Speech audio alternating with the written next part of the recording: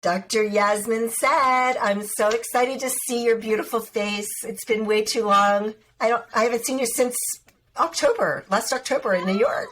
I know.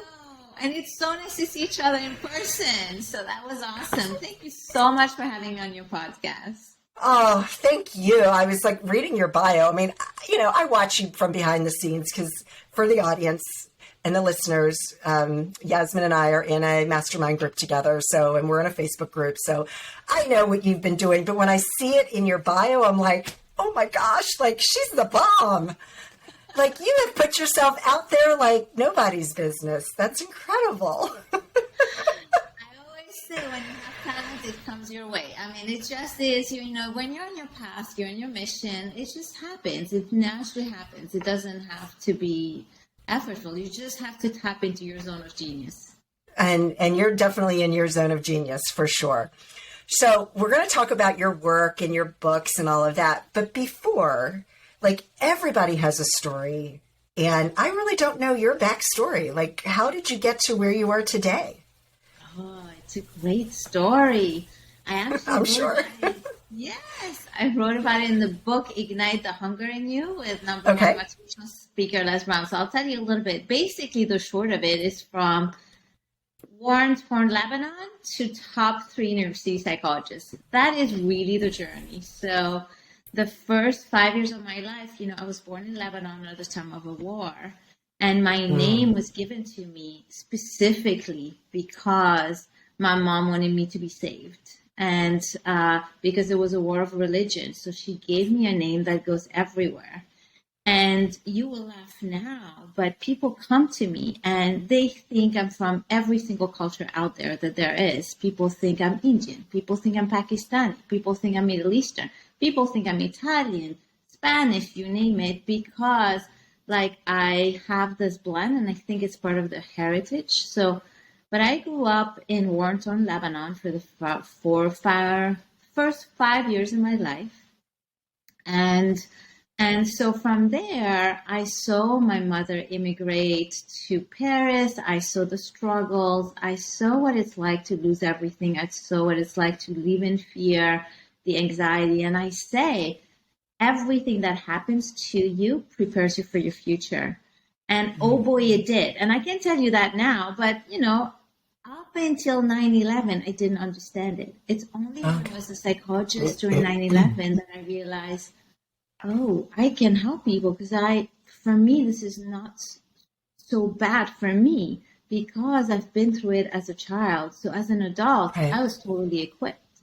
So basically you name it, but I feel like my life has prepared me for my future. And my parents definitely prepared me. I had a mother who was very loving, very supportive, but really struggled with losing a lot of things in her life. And I saw the impact that stuck emotion have on your body. I saw the impact that relationship with your husband have when you immigrate to a new country. I saw so much. Like, I think I was trained as a psychologist very early on at home. And then, some point I decided to give great voice to who I was, and I was a very good listener, and I was already a very good psychologist, and I decided to become a psychologist. My father thought I was crazy because I was said to go on business school, and I was very good in math, and from an immigrant family, math is safety, and profession like a doctor is safety, like a medical doctor. I happened to have become a doctor, but more a doctor of psychology. So I gave great voice to who I was. My father thought I was crazy because he thought I'm giving up a path of business life to help people who are not mentally well. And he really thought I will become mentally not well. But what I did, I listened. I listened to his message because I knew he loved me. And, he was afraid for my financial safety and my professional safety and my mental safety. And thanks to him, I developed a way of listening to people that I actually always see the positive, the growth. I always see the good. So I don't really connect to the negative because I see it as a path through something else. So thanks to him, I'm in a good place, and thanks to him, the people I see are in a good place. So I always say you owe it to your parents, you owe it to your family, whether through good or whether through bad, but you owe it. And Oh, so yeah. my story is a story of an immigrant from war-torn Lebanon to France, where I became a psychologist, to then coming to the US to go further in my degree. And then here I honed my skills and became top 3 in New York City.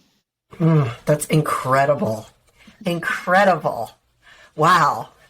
I'm like so proud of you. But yeah, and like I can see how people look at you and they don't know where you're from because you could be Italian. I look at you and I'm like, you could be Spanish, you could be Italian, you could be Middle Eastern, like all of the above. Yeah. And I think also I do relate. Like I spend a lot of time in different countries and I understand, and I would say I speak, universal language, human language, the psychology of human beings. So, and I think it shows on, the way, not only the way I look, but the way I communicate, the way I am, and I somehow blend in. Mm-hmm. Well, before we started recording, you shared with me the meaning of your last name. Can you share that with the audience? Because I had no idea and I love it. Yes. So I'll start with a joke. When I was working in Montefiore Medical Center, a patient will come to me and say, Dr. Saad, you don't look so sad. And I would say, well, yes, because my name actually means happiness.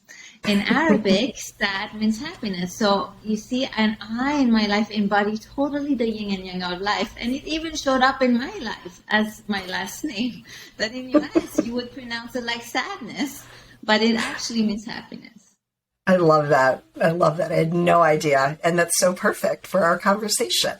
All right. So before we get to your books, you say in your bio that you have helped thousands of people transform their lives in just one session by helping them decode their thoughts and emotions so that they can connect to the essence of who they are and achieve happiness.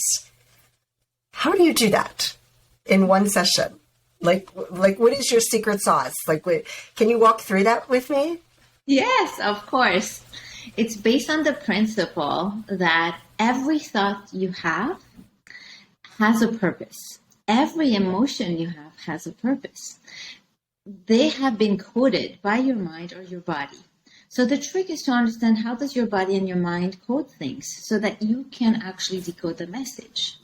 So for example, your mind, when your body's not aligned, when you're not doing so well, your mind will always translate things into problems, to be fixed, into missings. So negative thoughts are always a translation of a message. The message is meant to be loving. Now, most of the time, people take their thoughts at face value. If you have a thought, I'm not good enough, you either start believing I'm not good enough, or by now, people have learned, no, I'm not going to believe that thought. So they then reject the thought, or they replace it by positive.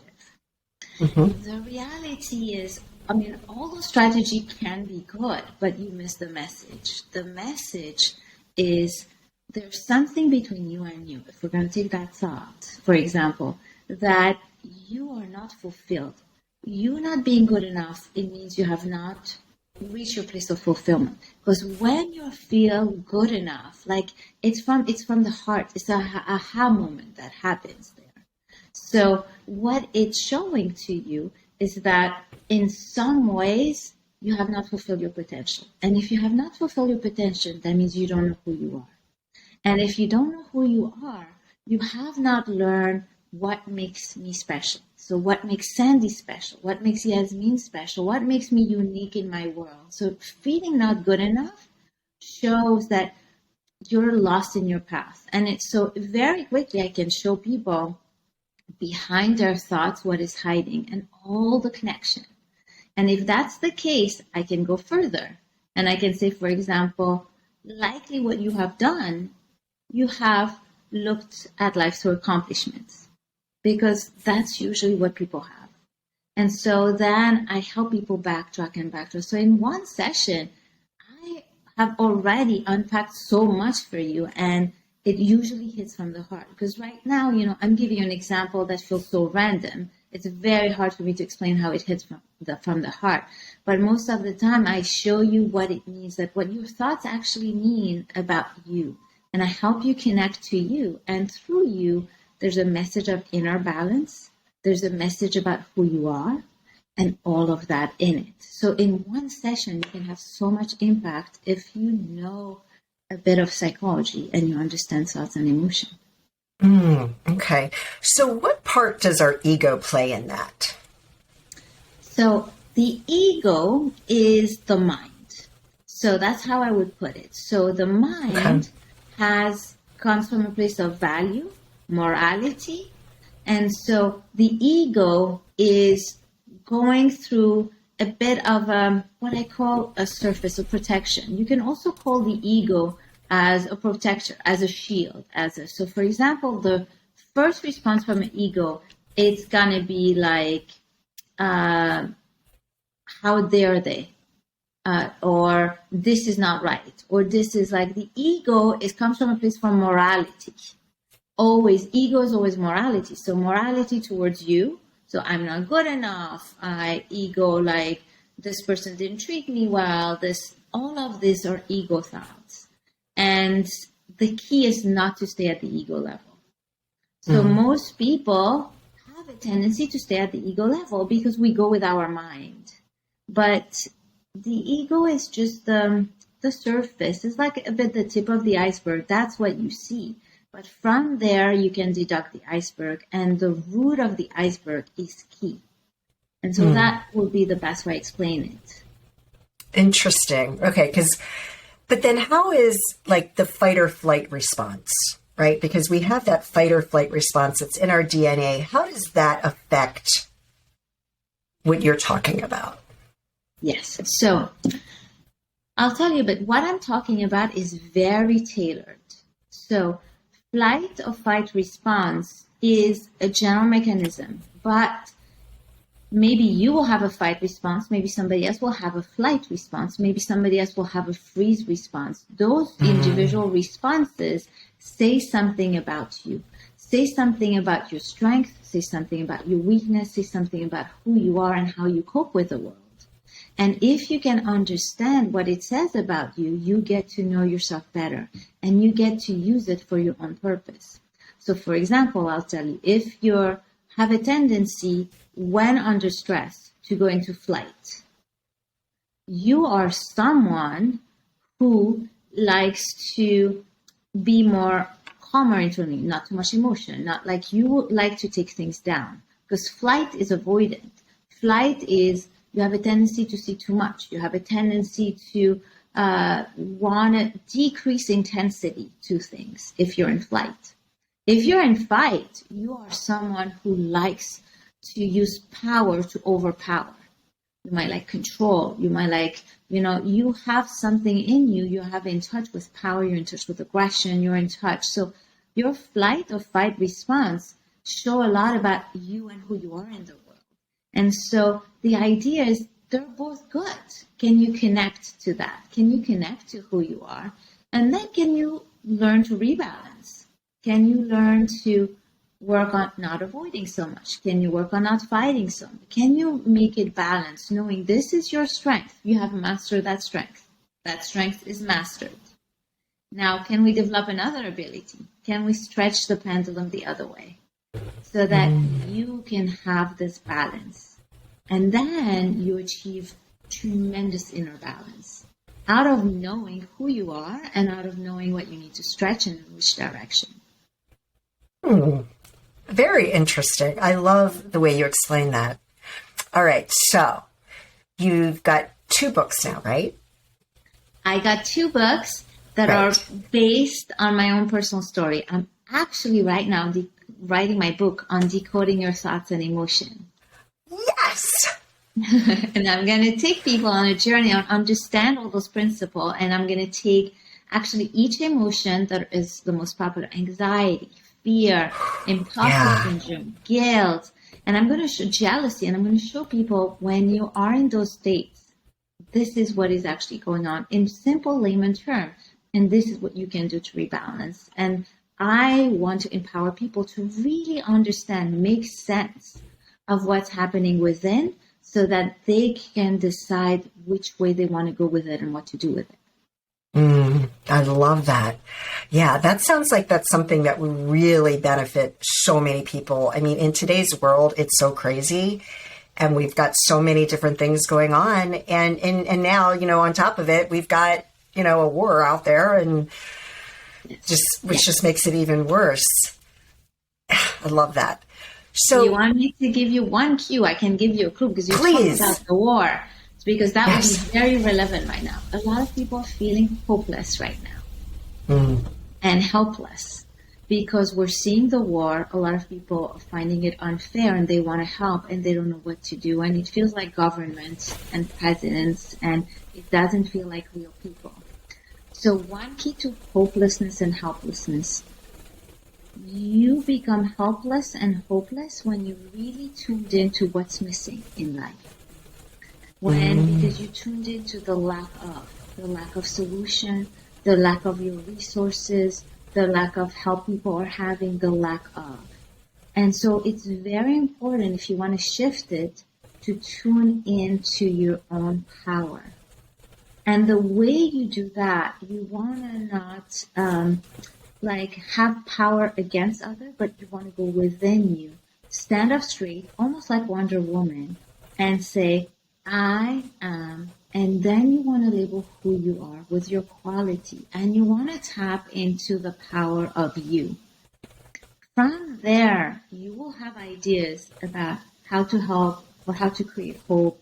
But when you're in that internal state of embodying you, empowering you with all your strengths, you cannot be helpless or hopeless. It's just, it doesn't go together. Because your mind cannot think of lack when you're empowering like a solidity of you that exists no matter what the circumstances are. In times of adversity, the only thing left is you, and you is stable. And the trick is to tune into you with your traits, with your personality traits, not in terms of achievement. And so that's the mindset or the shift that people want to do. So now this is the time to tune in the power of you. And President Zelensky is showing the world that. He's saying, I am a Ukrainian president fighting for my right. And that gives him so much strength in the face where people would think, how is he dealing with this? Yeah. And so role modeling for all of us. Oh, is he ever? It's really incredible to watch. So you're human, even though you've got all this knowledge and you're helping so many people and thousands of people that you've been able to help. What do you do when you are stressed or you're in a low point in your life? How do you bring yourself out of it? That's such a great question. I first want to say that every single knowledge I have acquired through going through an adversity or a hardship or a negative emotion. So everything I say, I have lived it. So the hopelessness piece, I have lived it and I tuned into it within me and came to it. It just is a tuning in. So the way I do it is I create a bit of a space between me and my thoughts and emotions so that I can observe them and understand them. And also I apply my message, which is everything is a message. What is the message telling you? And I'll give you an example. So I'm part of a community of Qigong healers. And, as a psychologist, I always want to share. I always want to help. And in that community, I was told, I don't want it. I don't want it. In a way that felt very hurtful. And I took time to understand what happened. They're really experiencing me as not helpful, as there was a stop. And when there's a stop, that means you really overstepped something. And so I looked and my ego was hurt because I was like, I had such good intention. I'm selling that for your own good. It was so good. I had good intention, but it wasn't received that way. And likely I realized I didn't notice the sensitivity on the other side, and it was a message from me. And the message, what was the message? The message was, keep your mouth shut first. But the other piece is listen, go within. Like they were asking me to be silent with the knowledge I have. And I was wondering, what is that for me? And I realized it's a big message for a psychologist. It's a message, only help when you're asked to. Don't help if you're not asked to. And it's really important, and it's something I had to listen to. Now, it was a big slap on my face, I can tell you that. But I really realized that was a gift. They taught me something, and since then, I do have a different presence with people. And I feel I have more, they brought me back within me, and within listen and invite others. And if they want your help, they will ask. And it's a very different place. So I believe that everything that happens outside of you and within you has a message of rebalancing. Can you see it by analyzing it? And so I apply that to everything in my life. And that's how I grow, and that's how I rebalance myself. I believe everything is a message. And when I told my group, that's how I took it. They said, that's exactly, we're so grateful because we didn't mean to hurt you. We just wanted you to, that was out of love that we did this. And it was absolutely out of love. And I'm very grateful for that. And not many people, but not many people would have been able to see it that way, and they would have continued to be hurt and their ego struck and held a resentment maybe or whatever. But you were able to go within and see the message. And that's so beautiful. What a beautiful thing. And that's what I was going to say, because it ties back to the ego. As you said, we're so prone to go to ego. It's so instinctuous. I go back to a foundation that we are an energy being, and there's an energy force. And energy is always towards better and up and healing. And so if you believe you're an energy being, there's energy that you attract, and they're meant to bring to you something. So for the mind, it's very hard to see that adversity is for you. Very hard, especially when you go through abuse, especially when you go through hardship. Like, it's very hard for the mind to understand. But you have to go back to a place within you that you want to transform this adversity. So it's easier if you can think about that way, if you can get your mind to think about that way, even if you don't believe it, because that's the easiest way to transform adversity, is to see that there's something in it for you. And once you get the message, you grow. Otherwise, you just remain at a place of victim and hurt, and there's no growth from that place. There's only a place of fighting for repair. I like that, fighting for repair. Wow. So, where can people learn more about you? So I have my group practice website, which is Madison Park Psychological Services. And then I have my own personal website, which is under my name, very easy, dryasminesaad.com. But my website is the easiest place. If they want to follow me on social media, then Instagram, again under my name, Dr. Yasmine Saad, and Facebook, Yasmine Saad. Those are the best places, but I'm easy to find on Google. Fantastic. And I can't wait to hear more about your book and do you have any idea when that's going to be released? I think somewhere in the fall or late December. We are building momentum right now around it, and I'm finishing writing it, and it's very exciting. I'm going to take soon people on a journey of what it's like to write it and engage the audience with it, and would want people's feedback. So if your audience wants to know about anything or share an example that they want me to answer a question in the book, I'll be very happy to. This is the time. That's great. Thank you so much. Thank you so much. I just really appreciate you being here, and the insightfulness that you provided everyone with today is so valuable. So thank you so much for you and for your mission of bringing happiness to the world. I think we all need it, and it's so special, and you radiate. So thank you for this podcast. Thank you for you.